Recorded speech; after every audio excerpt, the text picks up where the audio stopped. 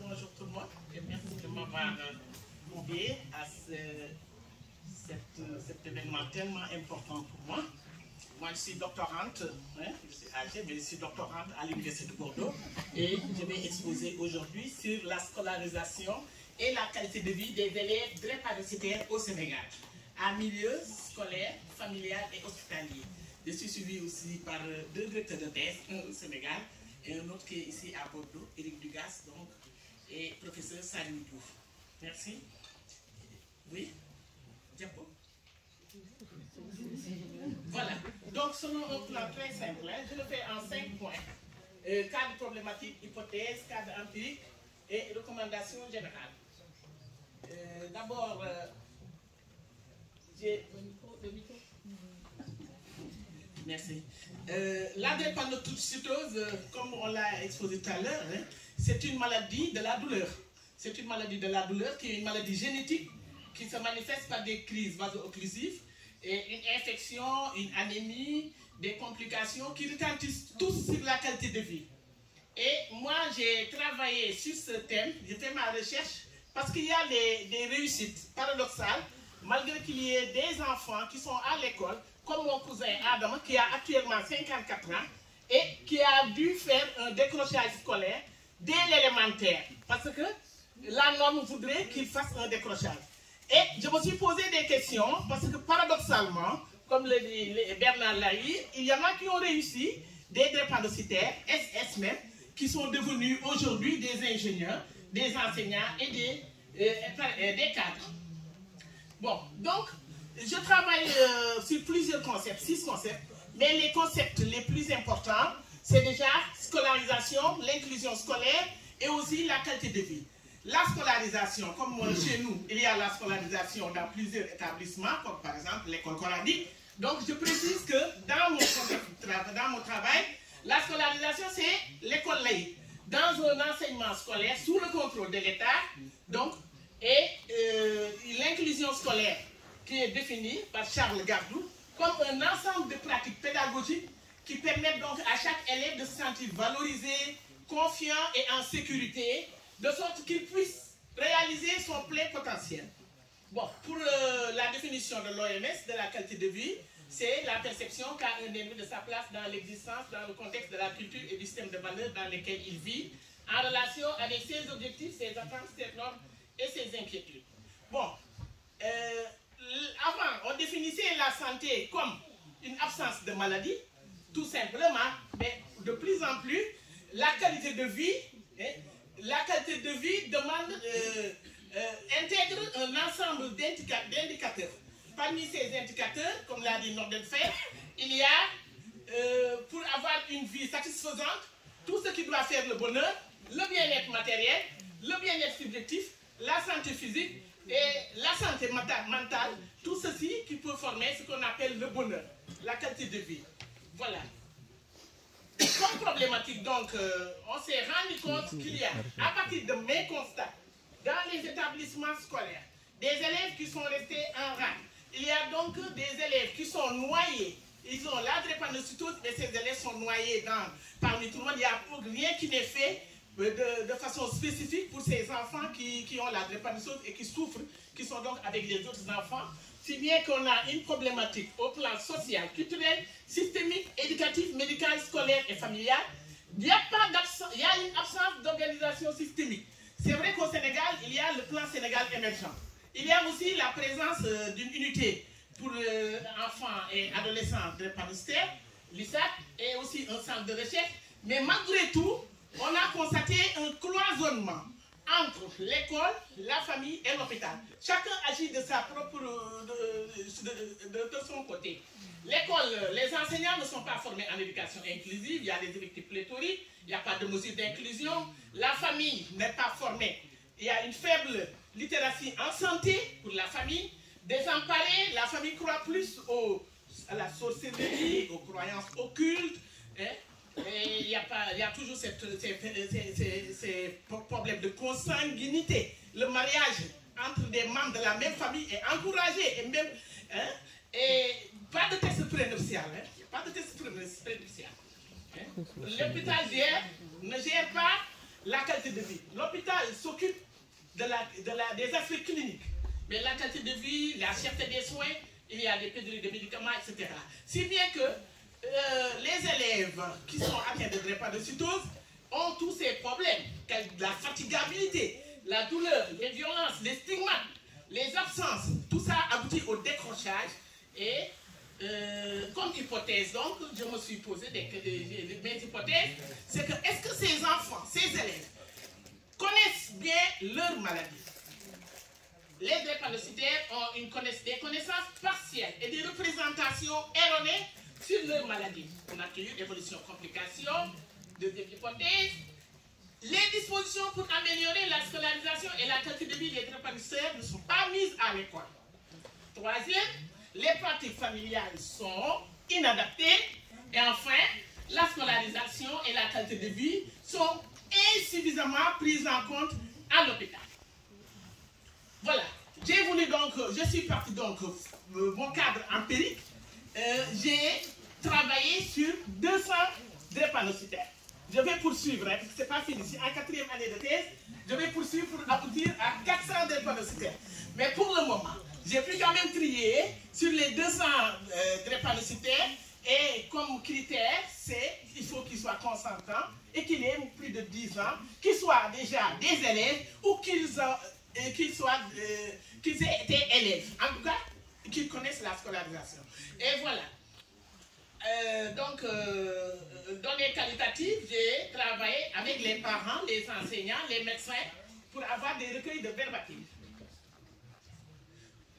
Bon, ça sont des procédures, des entretiens, des webinaires. Bon, j'ai eu l'avis éthique et scientifique du Conseil national d'éthique pour la recherche en santé au Sénégal. Ça, c'est important quand même. Et j'ai fait des enquêtes par questionnaire que j'ai administrées directement.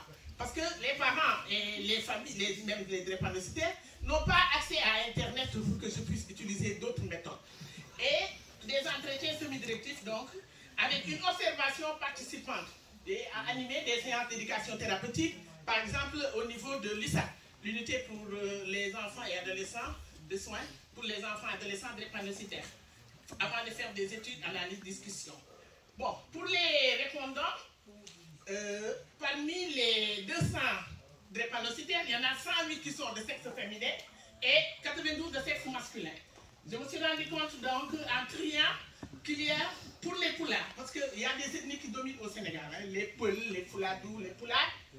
Il y en a 39%, alors que dans le profil des ethnies au Sénégal, les poulards ne représentent que 26%.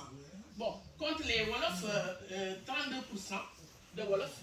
Hein, et parmi mon échantillon, 5% ont été à l'université, 37% sont des collégiens, ont été jusqu'au collège. Je ne dis pas que ce sont des collégiens, mais ont été jusqu'au collège.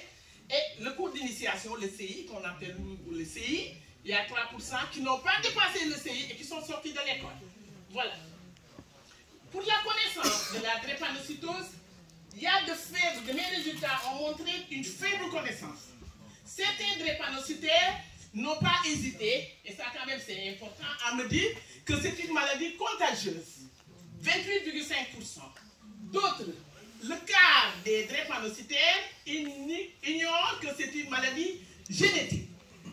Mais ce qui m'a le plus frappé, c'est que seuls 57% savent que c'est transmis parce qu'ils ont pris le gène des deux parents.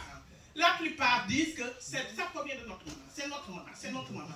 Et c'est comme ça que plusieurs mamans ont été sacrifiées comme ça, parce que ce sont les mamans qui ont transmis le gène à leurs enfants. Et les signes, bon, tout le monde, ils sont tous d'accord qu'il y a 100% de douleur, l'anémie, l'infection. 24% m'ont dit qu'ils peuvent avoir une infection. Donc, 84% n'ont jamais de leur vie entendu parler de possibilités de guérison, bon, même si ça n'existe pas encore en Afrique peut-être, de thérapie génique ou de greffe. Ils n'en ont même pas entendu parler. Voilà donc pour la scolarisation en milieu scolaire, on s'est rendu compte que pour la plupart, bon, ils ont quand même une scolarité acceptable, bon, 46%, même si 21% disent que le parcours est faible. Et 70% 73% on souffre d'absence. Donc les 3 quarts ont souffert d'absence fréquente. La moitié presque a déjà redoublé au moins une fois. Il y en a qui ont redoublé 2 fois, 3 fois. Et 5 minutes, madame. Voilà, donc je vais courir. Un cinquième font des activités. Bon, 52% ont des difficultés en mathématiques, ce que je ne peux pas dire que c'est surtout spécifique au drépanocytaire, parce que d'autres aussi souffrent de cela. Voilà, en milieu scolaire, il y a les violences fréquentes. Et ce qui fait mal, surtout, il y a des primates, des stigmatisations. Mais quand on regarde qui est violente, c'est surtout les enseignants qui frappent les enfants, en oubliant même qu'ils sont malades. Même si les parents le signalent, tous les enfants sont frappés au Sénégal. Allez, et malgré qu'on ait les châtiments corporels. Voilà, donc ils ont surtout la nervosité et la tristesse qui est présente. Bon, en milieu familial, même s'il y a 53% de bienveillance, il y en a qui ont honte, soit parce qu'elles ont des co-épouses, certaines femmes, les parents, soit parce qu'elles n'ont pas les moyens. Donc voilà. Et en fonction de l'âge, on s'est rendu compte que la relation n'est pas bonne du tout quand il s'agit des jeunes entre 13 et 20, entre 19 et 30 ans. En général, c'est là où ça se trouve le problème.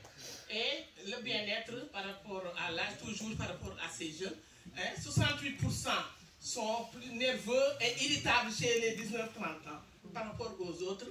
Et en milieu familial, on s'est rendu compte que plus le parent a les moyens et salarié, par exemple, le bien-être financier est important, il y a une meilleure relation avec l'entourage. Alors que plus la santé va mal, la santé actuellement, ils se sont considérés comme des personnes qui sont mises à l'écart. On les oublie. Bon. Voilà. À l'hôpital aussi, les malades ont dit que le douleur est mal gérée. Il y en a qui restent longtemps, des journées par exemple, dans l'attente. Et puis il y a des moustiques, une invasion de cafards dans les salles, même quand ils sont hospitalisés. Et tout ça, c'est des problèmes. Comme recommandation, donc au niveau de l'école, surtout le projet d'accueil individualisé, parce que nos écoles ne sont pas inclusives malheureusement, une infirmerie scolaire et offre de kits de médicaments. Au niveau de la famille, l'éducation, la réduction de la pollution. Au niveau de l'hôpital, améliorer les soins et le séjour, rendre accessibles les coûts. Au niveau du drépanocytaire aussi, hydratation bonne, vaccination, alimentation saine, participer aussi au réseau de soutien. Bon, au niveau aussi d'autres acteurs, les médias, les syndicats, les tradithérapeutes. Au niveau systémique, c'est le système même qu'on doit changer au Sénégal. On doit intégrer la drépanocytose comme le sida et la tuberculose pour quand même rendre accessibles les médicaments. Encourager aussi le don de sang et éviter la rupture des médicaments et des réactifs. Même pour faire l'électrophorèse, des fois on vous donne des rendez-vous dans 2 mois, dans 3 mois parce qu'il n'y en a pas souvent. Et intérêt de mon étude, c'est une meilleure connaissance de la scolarisation des élèves malades dans 3 environnements, école, famille, hôpital. C'est une recherche aussi appliquée. J'ai eu quelques limites parce que j'ai interrogé plusieurs ethnies et parmi ces ethnies, il y en a qui ne comprennent pas français, qui ne comprennent pas Wolof. Moi, je suis Wolof. Et il y a d'autres ethnies. C'est des limites. Culturellement, au Sénégal, même si tout va mal, il faut toujours positiver. Parce que c'est l'adage qui dit qu'il faut toujours dire que ça va, même au bord de la tombe. Voilà.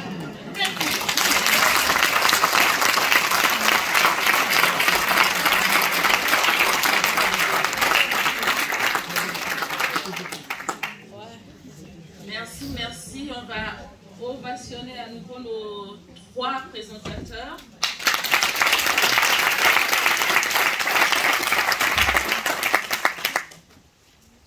Oui, en effet, au Sénégal, pour ne pas dire en Afrique et dans le monde, voyons le verre à moitié plein. Ça nous permet de continuer à le remplir, quoi qu'il arrive. Nous allons prendre des questions.